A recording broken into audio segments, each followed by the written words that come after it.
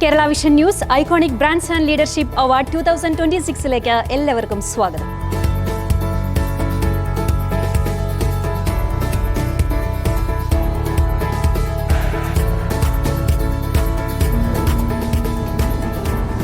വേദിയിലിരിക്കുന്ന മഹത് വ്യക്തികളെ, സദസ്സിലിരിക്കുന്ന ഏറ്റവും നമ്മുടെ മികച്ച ബിസിനസ് സംരംഭകരെ എല്ലാവർക്കും നമസ്കാരം.